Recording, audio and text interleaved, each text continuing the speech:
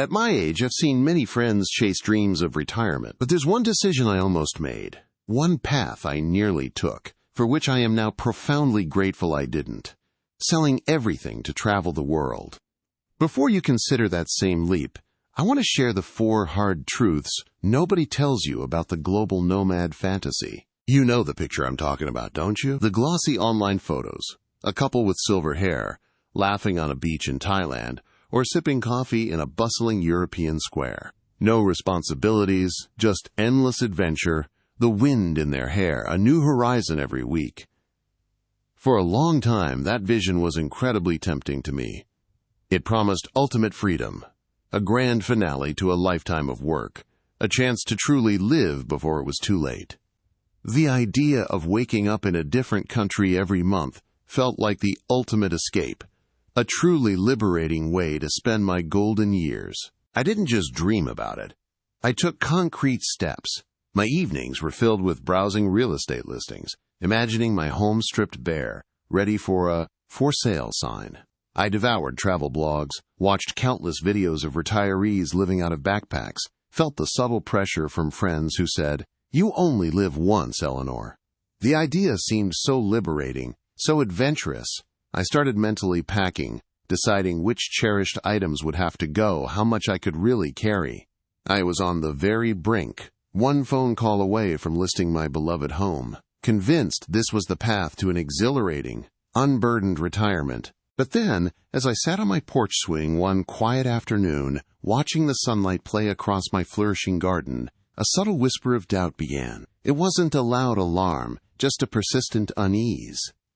I looked at the polished brochures, the smiling faces, and wondered what they weren't showing. Was this endless convenience of not having a home actually hiding deeper costs? I began to realize that perhaps the freedom I craved wasn't found in constant movement, but in something more rooted, something more subtle. My gut told me there was more to life than a passport full of stamps, and that true fulfillment might lie closer to home than I imagined. When I first started dreaming about selling everything and exploring the world, it felt like the ultimate freedom. No more bills, no more upkeep, just open road and endless possibilities. But then, as I started to actually research what that life entailed day to day, a different picture emerged. And the first hard truth I uncovered was this. What often looks like endless freedom on those glossy travel brochures can quickly become a new kind of constraint. I spent hours poring over blogs and forums, not the inspirational ones, but the practical ones. I learned about the constant packing and unpacking, the endless navigating of new languages and currencies, the stress of booking accommodations weeks in advance, always checking for cancellations, always being on the move. It wasn't just hopping on a plane. It was a perpetual cycle of planning, adjusting, and adapting. I thought about the ease of my own routine at home, waking up in my own bed, making my coffee in my own kitchen, walking to my familiar grocery store. That, I realized, felt far more freeing than the constant logistical puzzle of life on the road. Part of the allure, for many, is shedding all responsibilities. No more gardening, no more cleaning, no more fuss. But as I considered it, I started to wonder, what exactly does that kind of freedom replace? At home, even simple things like watering my houseplants or deciding what to make for dinner gave my day a quiet rhythm, a sense of gentle purpose. These weren't burdens. They were small anchors in my day, connecting me to my space, my needs, and even the natural world. I realized that freedom from chores often means giving up these meaningful rituals that quietly affirm your place in the world. It's not about being busy for the sake of it, but about having things to care for, however small. Does true freedom lie in the absence of all responsibility, or in the freedom to choose which responsibilities give our lives meaning? I came to believe it was the latter. And then there was the planning. Oh, the planning! Every new city, every new country meant endless research. Where to stay, how to get there, what to see, where to eat, how to stay safe. I imagined myself sitting at a computer, constantly looking at maps, comparing prices, reading reviews. It wasn't relaxing. It was a new form of work, a full-time job of logistics and decision-making. The mental exhaustion of always being on alert in unfamiliar places started to weigh on me just thinking about it. At home, I know where everything is. I know the shortcuts, the friendly faces, the rhythms of my town. The idea of constantly being a stranger in a strange land, always needing to be sharp and vigilant, made me feel weary before I'd even packed a single suitcase. But then I'd come back to my armchair, my book, my own kitchen, and a wave of peace would wash over me. It was the comfort of my own bed, the scent of my own home, the familiar sounds of my neighborhood. These weren't luxuries. They were fundamental comforts that allowed my mind and body to truly rest. Here, I had complete control over my immediate environment, my routines, my schedule. These are the small freedoms we often take for granted. The ability to make a cup of tea exactly how you like it, to read in your favorite chair, to know that your world is exactly where you left it. I realized that these small freedoms were often sacrificed for the big adventure of continuous travel, and I wasn't sure that trade-off was worth it for me. The idea of constantly adapting, never truly settling, began to feel less like freedom and more like a never-ending relocation. If you're still watching this video and finding these insights valuable, please comment freedom below to let me know you're here. And if you haven't subscribed yet, I recommend you subscribe and turn on the bell so you don't miss any videos. So for me, hard truth number one was that the illusion of endless freedom can often hide the hidden chains of constant logistical burdens and the loss of personal routines. It's a trade-off many don't fully consider. Looking out my window at my quiet street, I realize that true freedom isn't just about movement, but about choice, comfort, and peace of mind. For some, travel hides freedom, and that's wonderful. But for others, like me, idealizing it without considering the constant trade-offs can lead to unexpected dissatisfaction. I reflected on the importance of autonomy over one's daily life, of having a sanctuary to return to, a place where you truly feel at ease. This realization was a profound one, and it laid the groundwork for the next hard truth I had to confront, the cost of disconnection. The second hard truth, the one that truly settled in my heart, was the profound cost of disconnection. When you dream of selling everything and traveling, it's so easy to promise your loved ones, "Oh, we'll visit often," or "We'll see you soon." And you mean it, of course.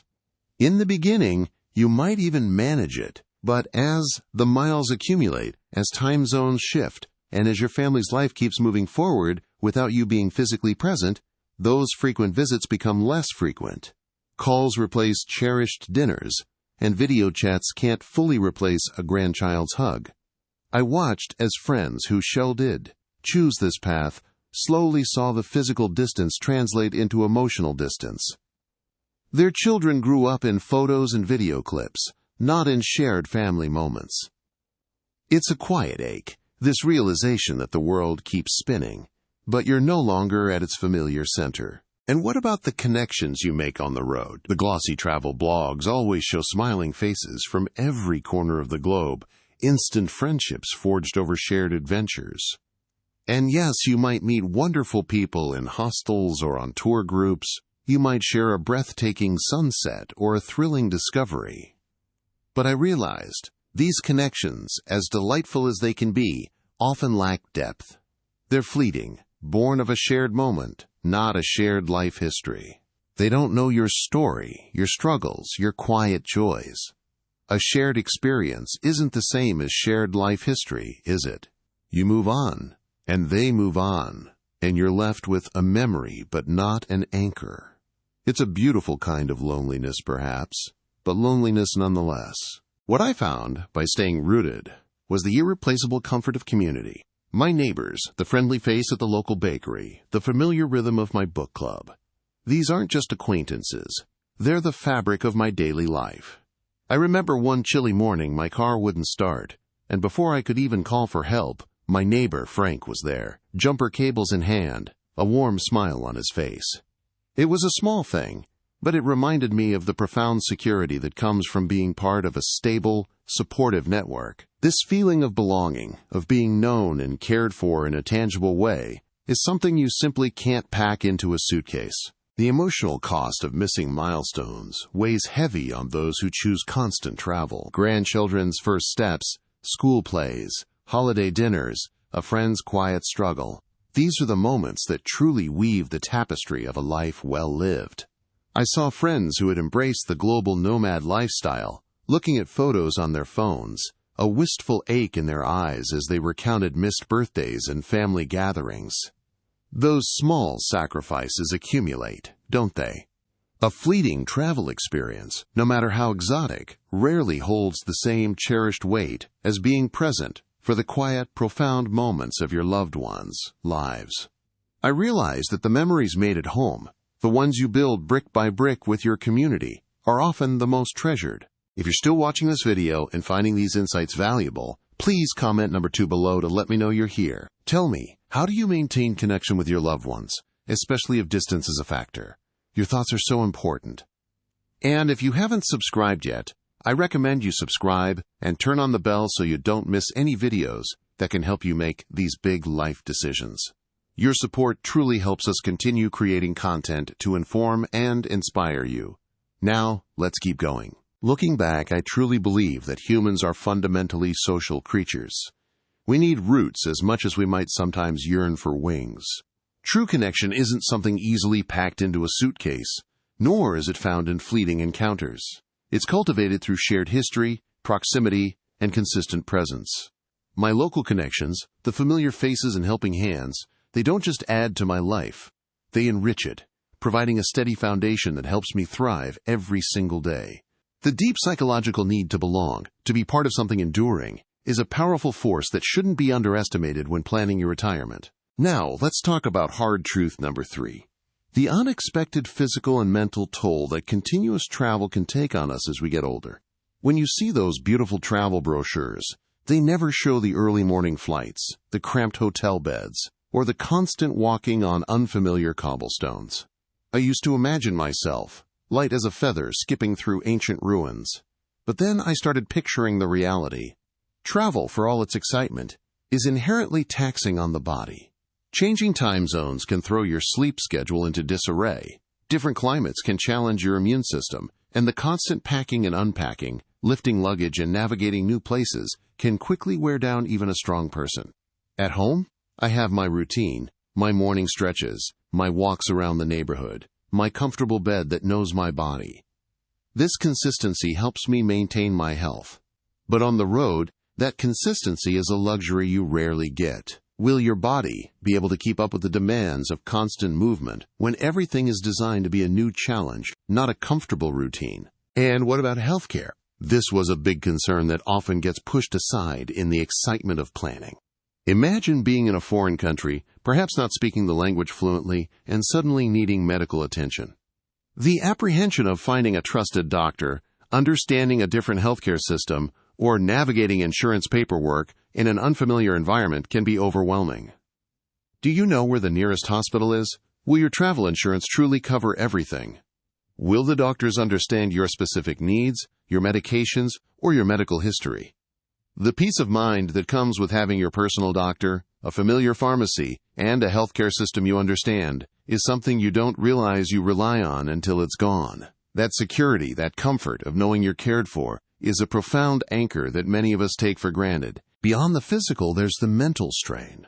We often think constant novelty is stimulating, and it is, to a point. But imagine being in a new environment every few days or weeks, constantly deciphering new maps, new currencies, new customs, and new languages. What initially feels like an adventure can slowly become mentally exhausting. Too much stimulation, too many unfamiliar details can lead to a kind of mental fatigue and even anxiety, rather than rejuvenation. Our minds, especially as we age, thrive on a certain level of predictability. The calming predictability of waking up in your own bed, knowing where everything is, and not having to be on alert all the time offers a profound mental ease that travel often denies. That's why I realized my home wasn't a cage. It was a sanctuary. It's the place where I can easily maintain my consistent sleep schedule, prepare my own healthy meals, and stick to my exercise routine without interruption. It's where I feel safe, secure, and completely in control of my immediate environment. The mental peace that familiarity brings is invaluable. I don't have to worry about where I'll sleep next week or how I'll get around, or if I'll understand the menu. These small freedoms, the comfort of the familiar, allow my body and mind to truly rest and thrive. They are the bedrock of my physical and mental well-being, allowing me to enjoy life's adventures on my own terms, not on a demanding itinerary. If you're still watching this video and finding these insights valuable, please comment number 3 below to let me know you're here. I'd love to hear what your biggest health concerns are in retirement. Are you prepared for the physical and mental demands of perpetual travel? And if you haven't subscribed yet, I recommend you subscribe and turn on the bell so you don't miss any videos. So, this third hard truth taught me that health isn't just about avoiding illness. It's about maintaining a stable foundation from which to live your life fully. Without that stable base, even the most glamorous retirement can quickly be undermined by exhaustion, anxiety, or inaccessible care. My decision to stay rooted helped me prioritize my physical and mental well-being, allowing me to maintain a vitality that I might have otherwise lost to the wear and tear of wanderlust. It's about choosing a path that truly supports your longevity and peace of mind, not just your bucket list. Hard Truth 4. The search for purpose beyond postcards. When I first envisioned selling everything and living out of a suitcase, the thought of endless new sights, sounds, and experiences was undeniably thrilling. I imagined myself standing before ancient ruins one day, strolling through bustling markets the next, and watching sunsets over foreign waters. And I won't lie, there's a powerful, almost intoxicating allure to that kind of novelty. But as I dug deeper and spoke to others who had lived this nomadic dream for years, I started to question if that initial excitement could truly sustain a fulfilling life in the long run. The truth is, seeing a new landmark or trying a new dish, while fun, often felt superficial. It's like eating a delicious dessert every day. Eventually, you crave something more substantial. The constant stream of tourist experiences, no matter how exotic, rarely offered the deep satisfaction that comes from feeling truly useful or connected. I realized that purpose isn't found in a new passport stamp or the number of countries you can tick off a list. It's found in contribution, in genuine connection, in the quiet meaning you cultivate in your daily life.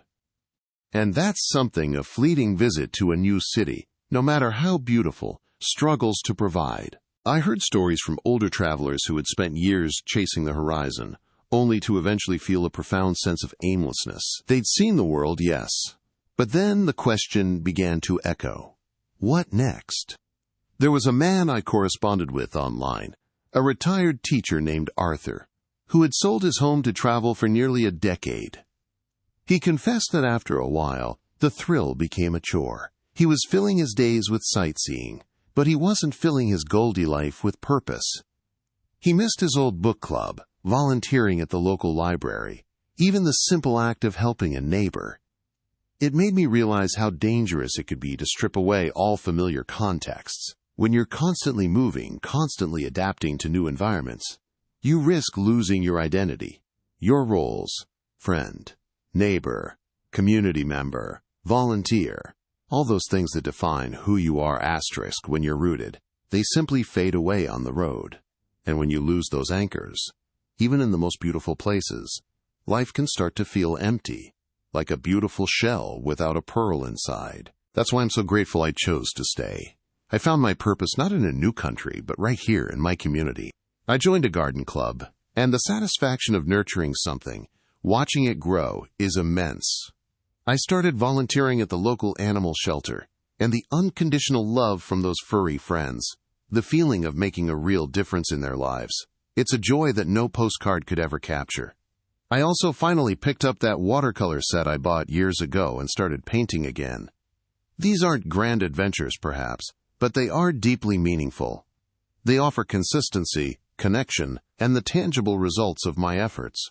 I see the flowers I helped plant bloom. I see the animals I cared for find loving homes. I see my own artistic skills slowly improve.